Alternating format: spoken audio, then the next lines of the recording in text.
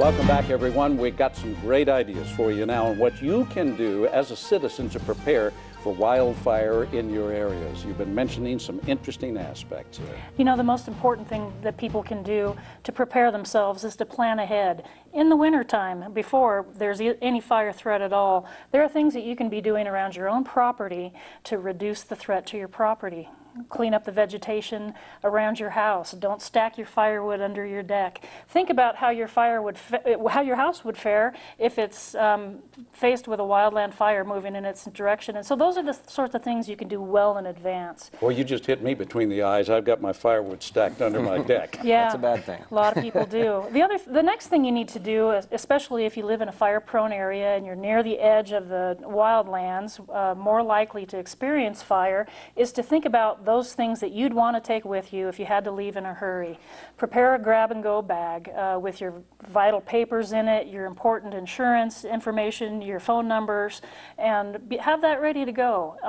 And most important of all, when you're asked to evacuate because a fire is coming towards your home, don't hesitate. Do it. An orderly evacuation, not in panic, well in advance of the fire, is your best opportunity to survive that situation. That's always a difficulty when asking people to evacuate, isn't it? You run into that problem a lot? A lot. I mean, it's we don't like to do it.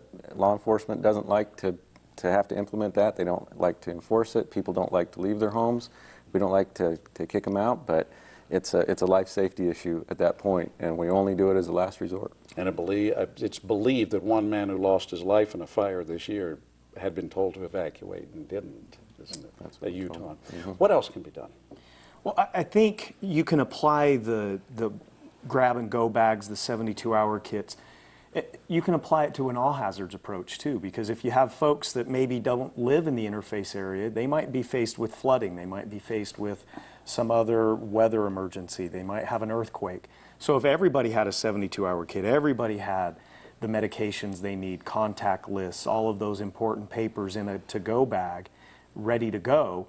And the other thing that we found, especially in Rosecrest, is you got to think about your pets. You got to think about your livestock. You need to think about your kids and have a plan for what you're going to do with all of those aspects of your life as well. A lot of people have problems with horses out there in the Harriman and Rosecrest area, didn't they? I think one thing, too, is that people need to remember to prevent the fire.